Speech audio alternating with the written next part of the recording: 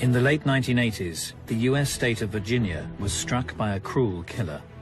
He was so prolific, so horrible, so extreme. We're not dealing with an ordinary killer. His violent campaign spreading terror. If you're not feeling safe where you are, then just nail your window shut.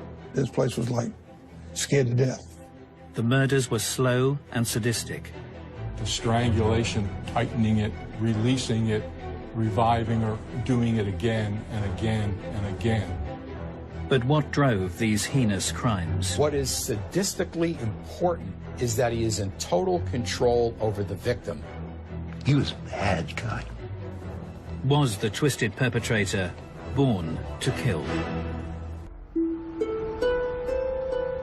Richmond is sort of a compact city.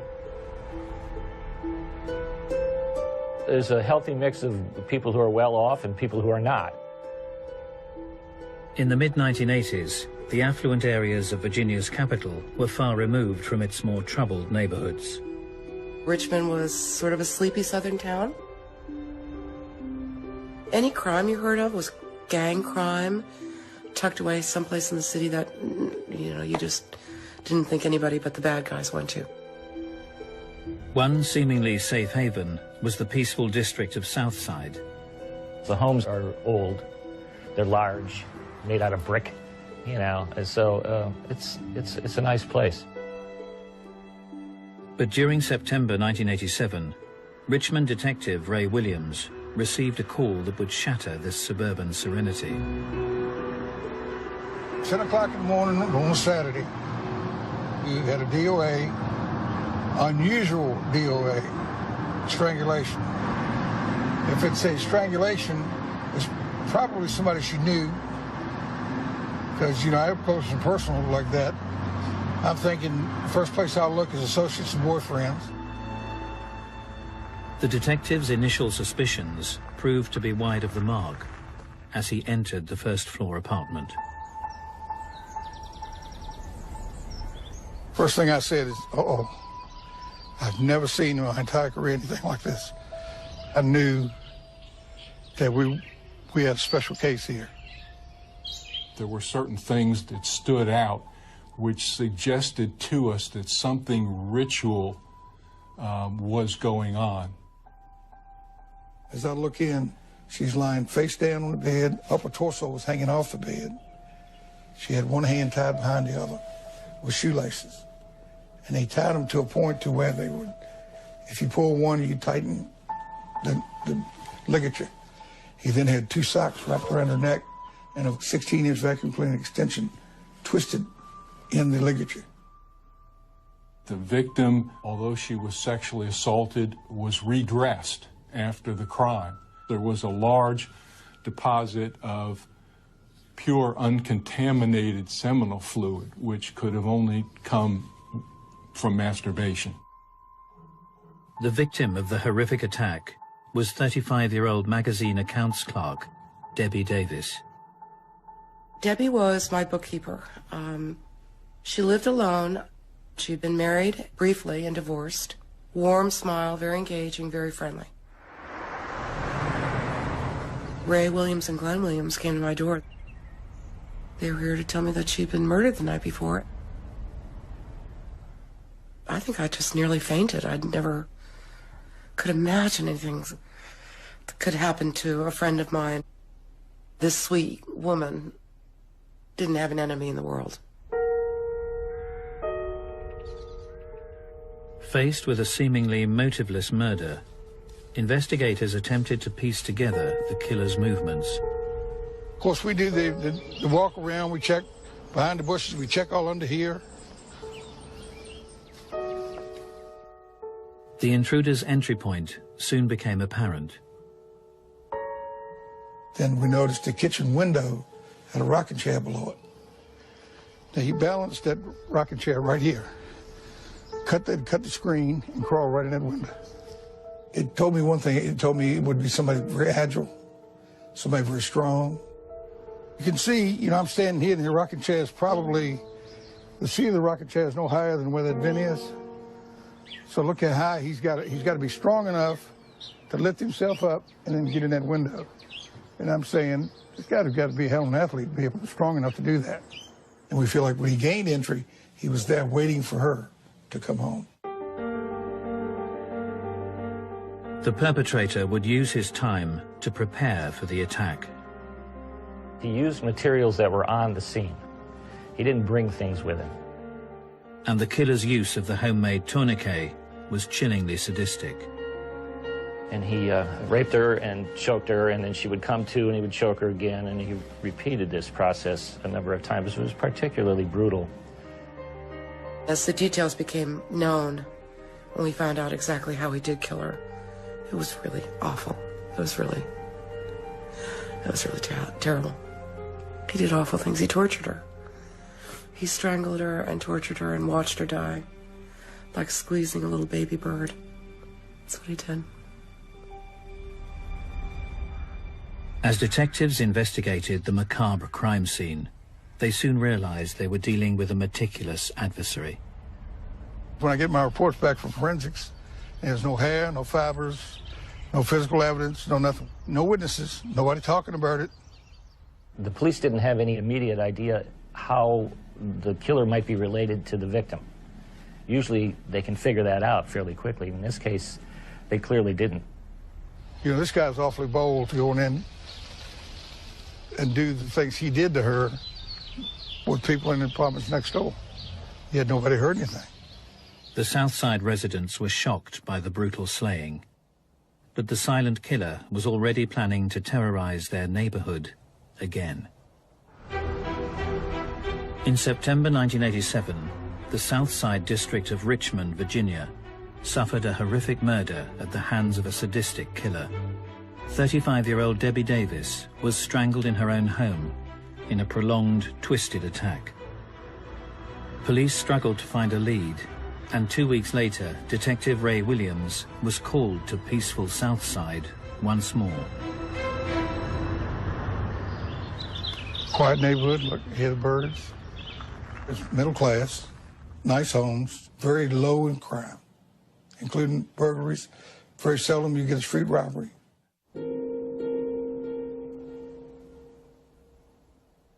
The first impression of Dr. Susan Hellam's house told nothing of what lay inside.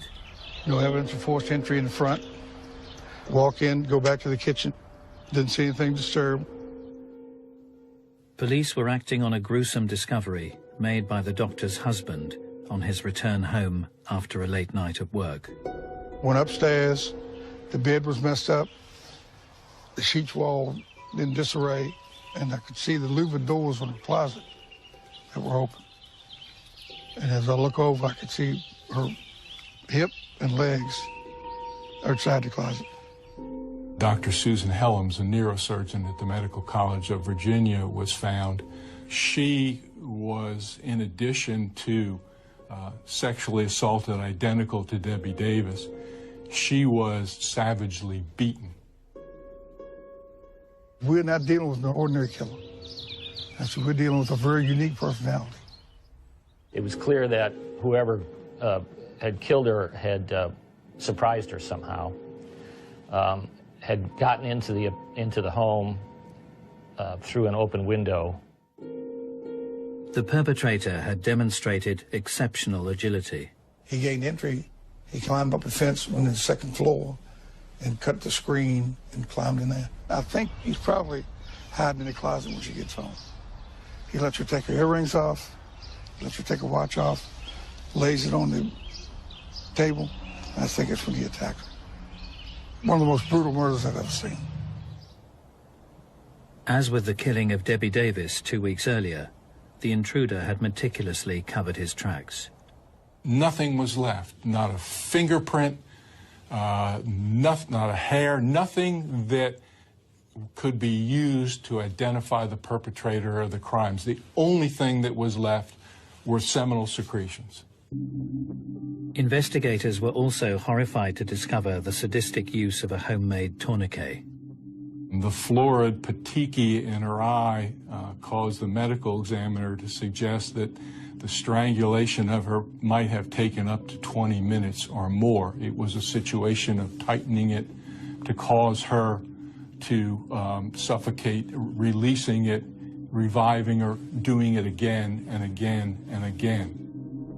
What is sadistically important is that he is in total control over the victim, and having her die slowly and having her suffer and having her know that he is in complete control of her life is arousing to him. And so he's going to try to prolong her agony as much as he possibly can in order to satisfy himself. The unique sadistic traits displayed in both the Southside killings brought police to a chilling conclusion.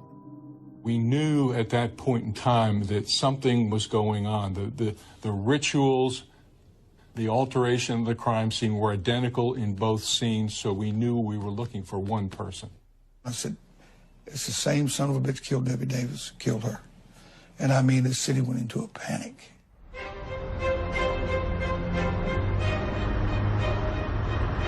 Once this was identified as a serial killing, everything in Richmond changed immediately. You could walk through Forest Hill Avenue, every light over there was lit. Every lock, deadbolt lock, in every hardware store sold out. We had somebody come in and say to women in particular, if you're not feeling safe where you are, then just nail your window shut. Man, this place was like scared to death. As the pressure mounted, police would turn to the FBI for a profile of the killer, now dubbed the Southside Strangler. We tended to think, quite candidly, that we were looking for a white guy, probably about 30 years old, somewhere in that neighborhood.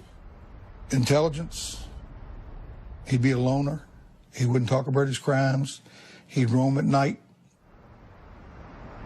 The previous history of this, we didn't know whether it was in Virginia or somewhere else in the United States, but that this wasn't a beginner. This was an experienced individual who had done this.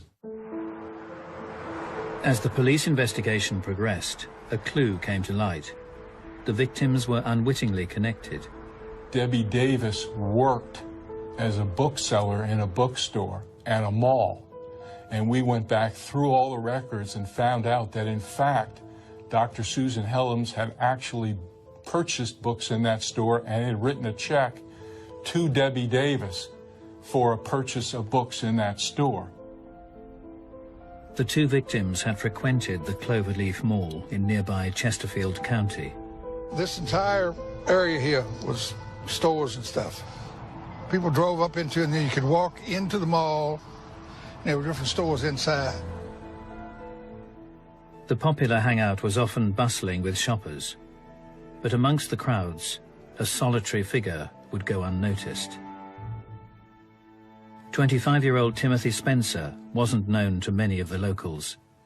He was over 100 miles away from his hometown of Arlington, Virginia, a quiet suburb of Washington, D.C. Arlington is pretty much, they call it a bedroom community. It's more residential than anything. It has its areas that are more dangerous than others, obviously. It's typical of any close-in suburban area of a major metropolitan city. Born in 1962, Timothy Spencer was raised in the Green Valley district of town. There's little small dead-end cul-de-sacs that run up all down through here. I would describe it as a lower-income neighborhood. However, it has areas where there's very hard-working people lived here for years and years. His mother and his father were both, had some college, they had jobs.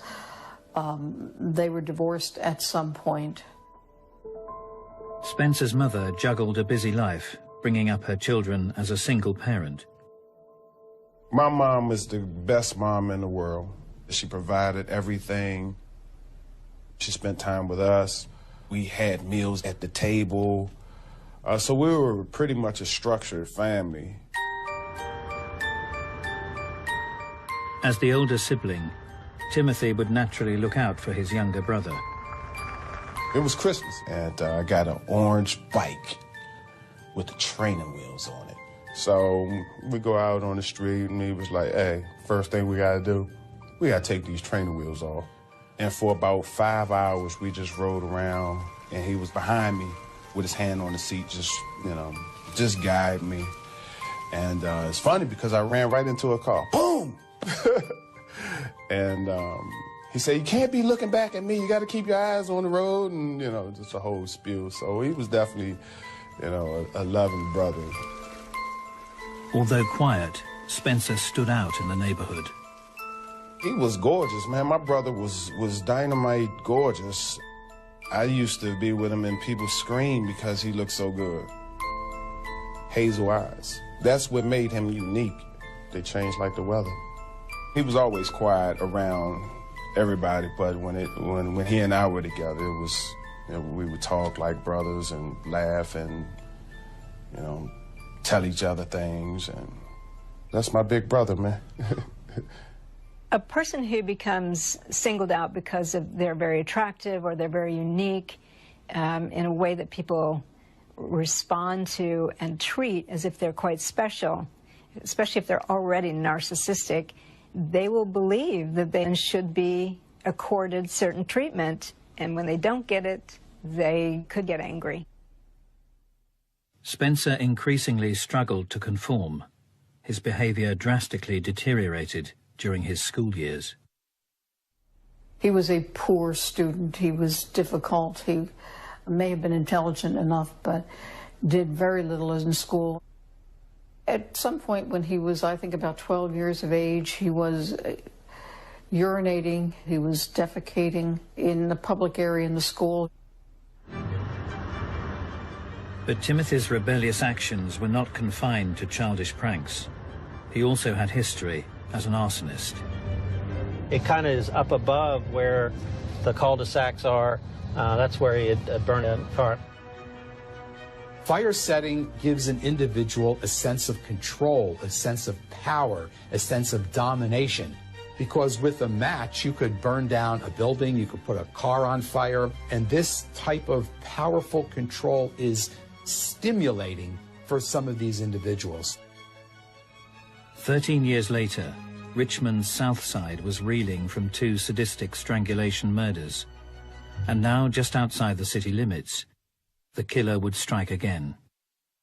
Diane Sho, she was a young girl, 15 as I recall, and she lived in Chesterfield County.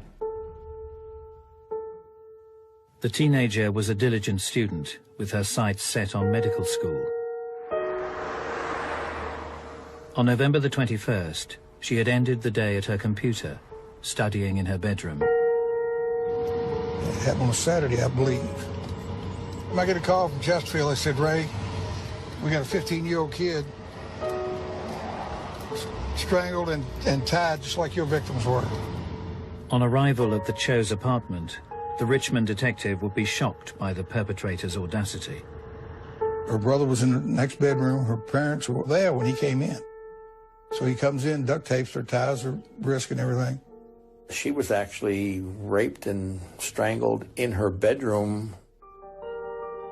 The agile killer had struck in the dead of night. The entry point through a window was consistent with his prior murders. And he spent, you know, quite a bit of time in there with her, and apparently he never made enough noise to wake up her parents who were in this house. She was covered with a sheet draped across her private areas. Anyone who's posing victims in a specific way is trying to extend the crime scene. They want something to radiate out from their crimes in a way that will make them feel powerful again, just thinking about it. Previous cases had led FBI profilers to suggest that the perpetrator was statistically more likely to be white.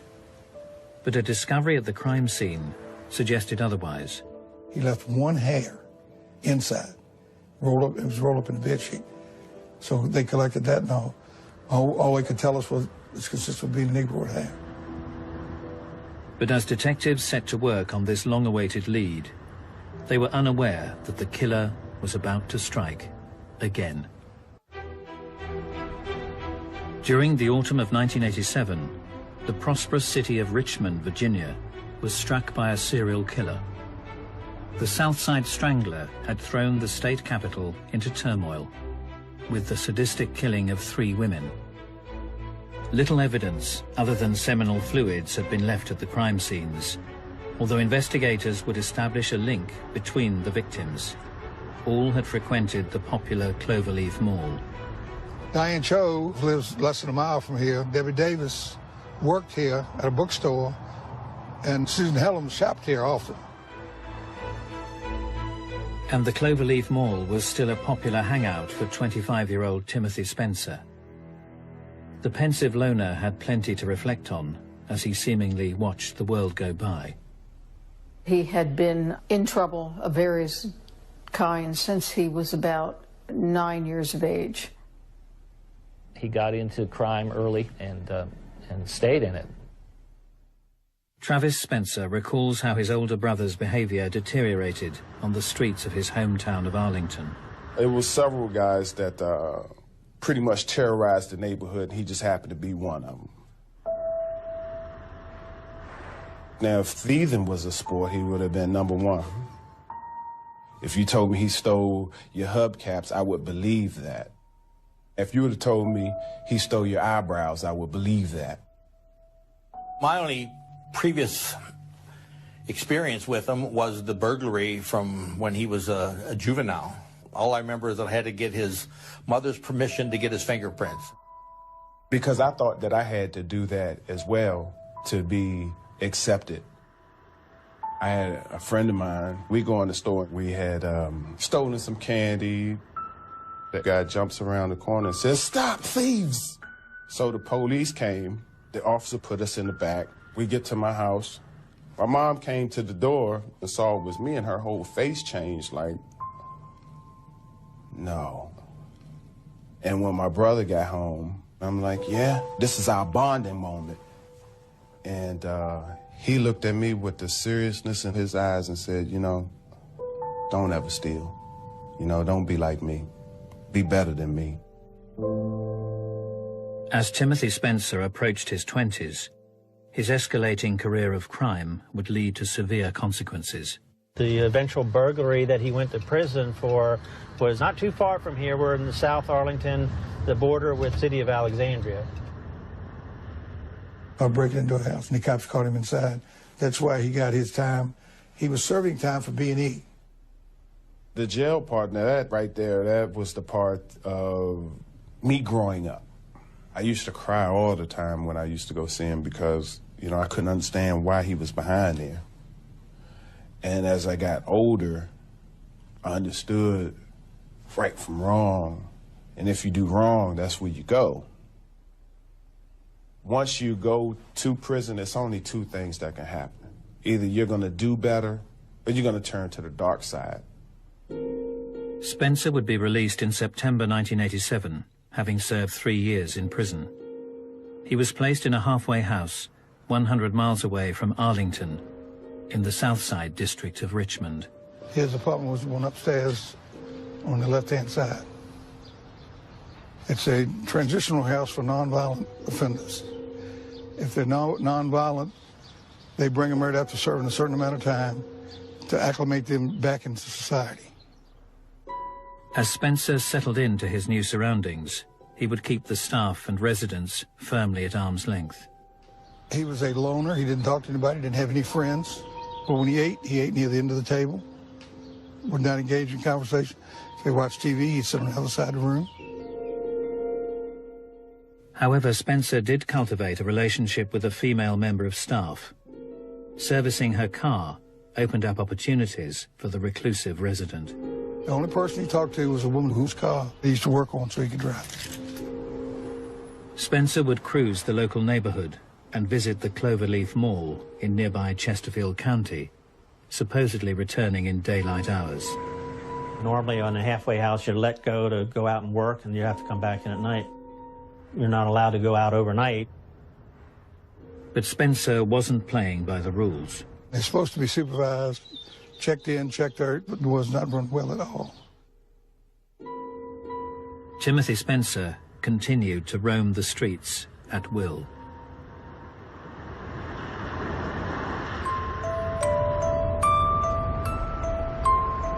As the residents of Richmond continue to be plagued by the Southside Strangler, 100 miles to the north, the city of Arlington appeared to be far removed from the killer's grip. We're in a section of South Arlington, a very nice, quiet community. It's very close to Washington. I believe actually that Richard Nixon lived there at one time before he became president. Very, very pleasant and very convenient place to live, and very little crime. As the end of November approached, the local community was preparing for Thanksgiving weekend. One such resident was publications editor Susan Tucker.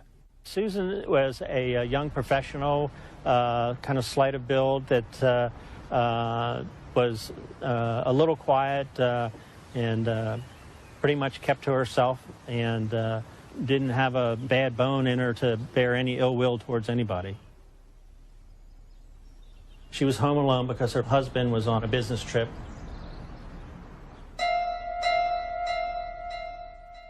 As Thanksgiving weekend drew to a close, Arlington detectives were called to Susan's address in the Fairlington district. My partner, Joe Horgus, and I, we were both off duty when we got the call. On the outside, it was pointed out to me where it was suspected the point of entry, which was like a basement window. Underneath these metal balconies, there'd be a small window that's used to ventilate a laundry room or a basement area. Things were ransacked. You come up the steps. Right at the bottom of the steps was a purse that was scattered. The contents of it were strewn around. As the detectives headed to the first floor, they were faced with a scene they would never forget. Susan Tucker was lying nude on the bed with her hands tied behind her back, and there was a rope going from her hands and feet to her neck. She died from strangulation by ligature. Miss Tucker's body was not found for a number of days, so obviously that's going to add to the unpleasantness of the scene. Terrible, terrible scene. What I remember as much as anything was the horrible smell in the house. The sordid scene would reveal another twisted element to the attack. There was an unusually large amount of semen outside on this blanket or whatever it was. The thought was that as he was killing her, he was probably masturbating.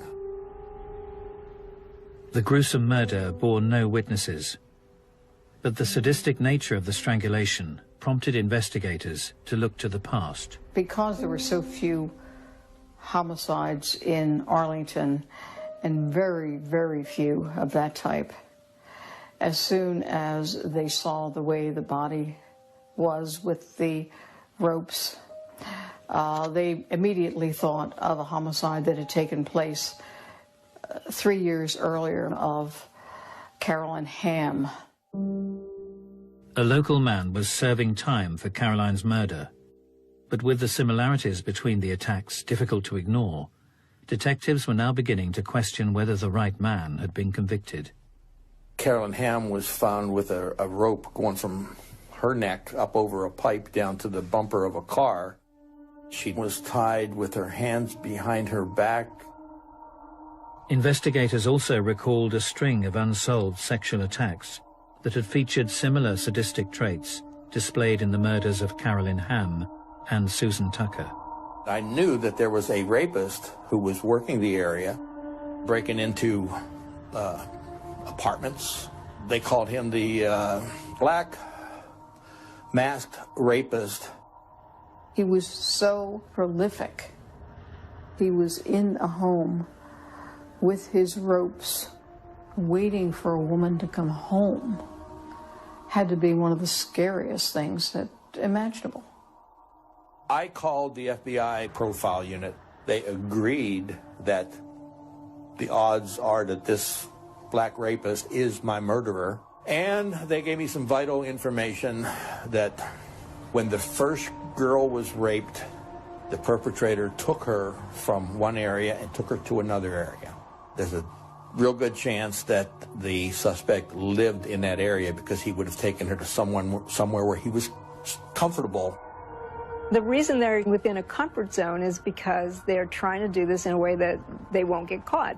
They know the streets, they know, the patrol cars, they know various things about the buildings that they might be entering and the person they've been following and the person who seems to be vulnerable. So there'll be kind of a buffer area around their immediate home or business. As Arlington detectives focused their efforts, potential suspects were whittled down. There was someone that had been bothering me 5 or 6 years earlier who was doing burglaries. All of a sudden, I remembered Timmy, and then Timmy Spencer came. The 25-year-old career criminal had been brought up in the Green Valley area of Arlington. His family home was located just a short distance from the site of the first rape in 1983. Detectives also established that the 25-year-old Arlington man had recently been released from prison. So we called up the parole office, and that's where we found out that he was actually in a halfway house in Richmond. And then, of course, we became involved with Arlington, and we started to piece all this together. We met with Detective Ray Williams. It would soon become apparent that Spencer could have been responsible for far more than the succession of rapes and murder of Carolyn Ham. Arlington and Richmond detectives discovered shocking similarities between the more recent murders in the two districts. The movements of Timothy Spencer were also impossible to ignore. Got the sign-out sheets from Halfway House. Every time he was signed out, coordinated with every murder. Not only did he sign out for every one of the murders down in Richmond, but he requested and received a furlough or whatever it is to come to Arlington for Thanksgiving, the weekend that Susan Tucker was killed. As detectives delved into Spencer's history, they would discover a disturbing pattern of behavior. The big circumstance that came to mind during the FBI's profile was the arson. Every indicator shows that he went through a transition of escalation. He started as breaking into homes, and then he would break in and he would defecate and so forth and so on, and he gradually grew. There were many where he broke into one house and then took things and went next door and waited for a woman to come home. Often somebody who becomes a sexual offender starts with sexual burglary because it's like an experiment to see if they can, what they can get away with. If they enjoy that, they will now progress to trespassing against the person, which usually is some kind of molesting or rape, and then that can lead to torture, sex torture, or murder. Having established a clearer picture of their suspect, police made the decision to take Spencer in. We were on the street outside the halfway house when he came. We walk in, cuff him, take him to headquarters. I interviewed him for 12 hours. He never admitted anything. I don't know what you're talking about. He spoke well. He didn't use a lot of street slang. There were times when I would thought, do we really have the right guy? But I think for the most part, we were pretty confident we did. However, the horrific crimes had been perpetrated by a careful and calculating killer. With limited circumstantial evidence to call on, there was a danger that Spencer might yet walk free. Following a series of sadistic sexual murders in Virginia, Arlington and Richmond police had combined forces to arrest Timothy Spencer at a halfway house. The detective's case was based on circumstantial evidence, but recent advances in forensic science would offer them an unprecedented opportunity. As far as I can tell, it goes down in U.S. history. We were the first DNA murder case.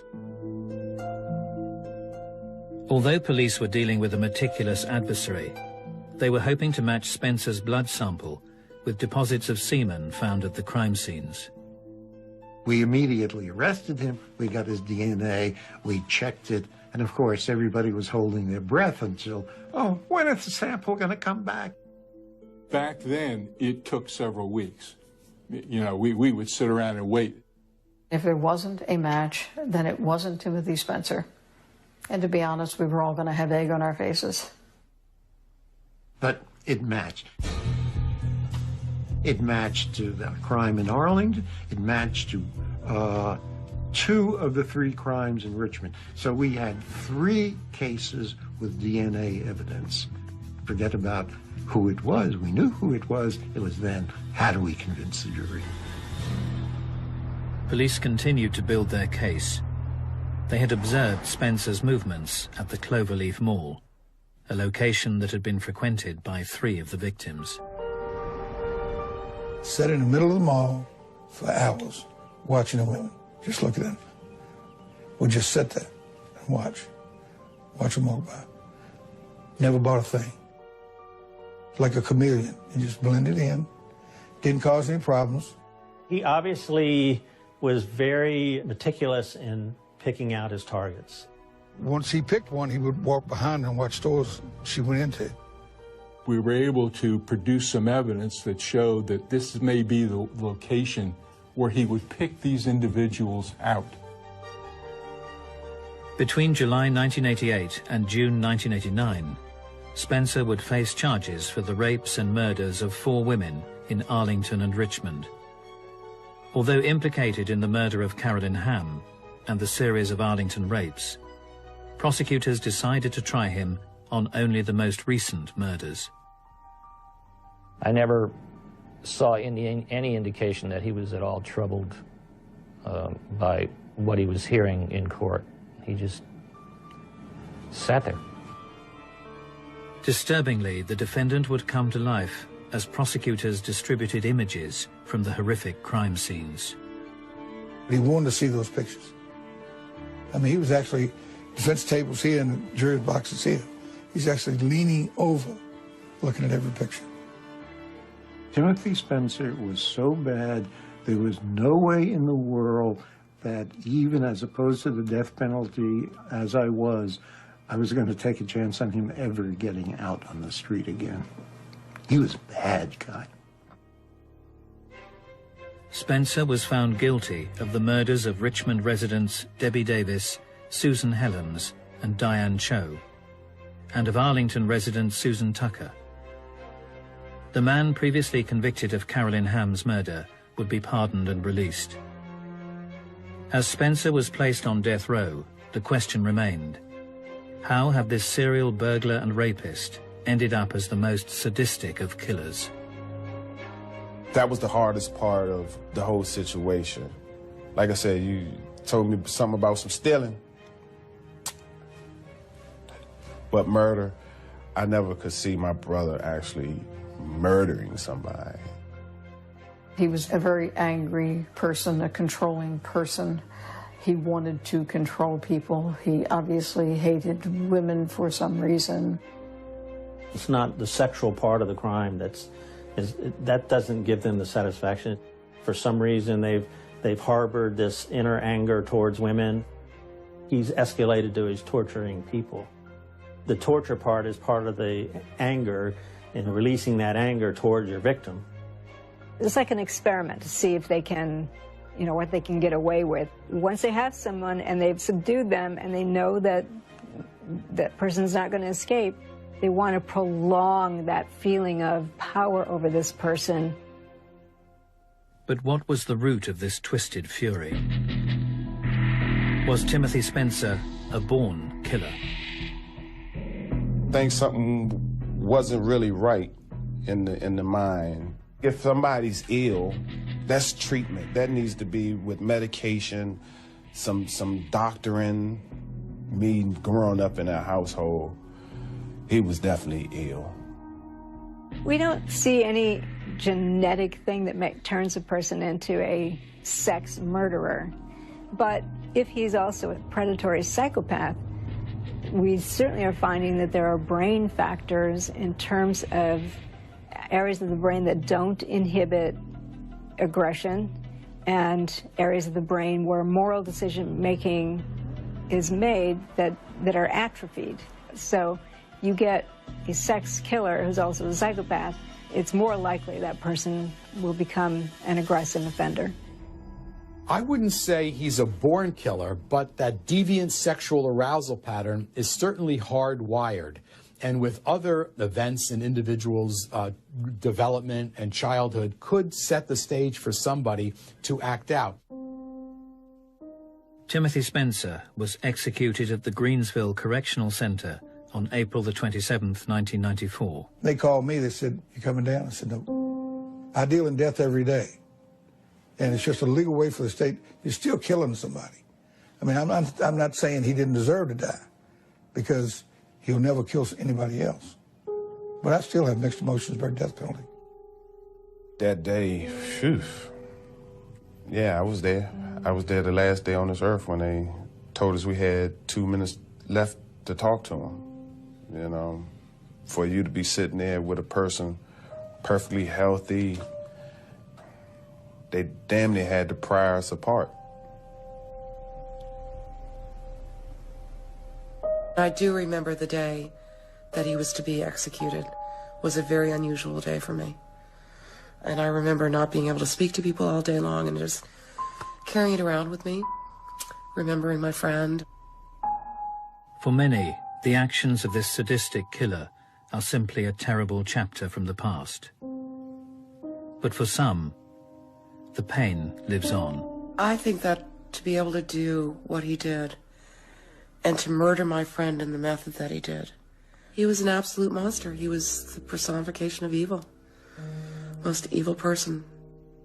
He was certainly the worst person that I encountered in the 25 years or so that I was in that kind of environment.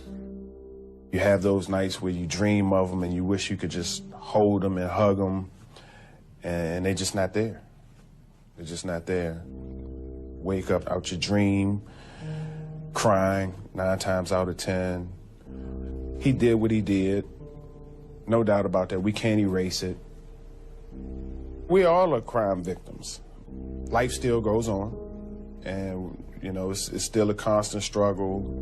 And I'm sure the victims' families, you know, they're struggling as well, you know. Nobody's a winner in this situation.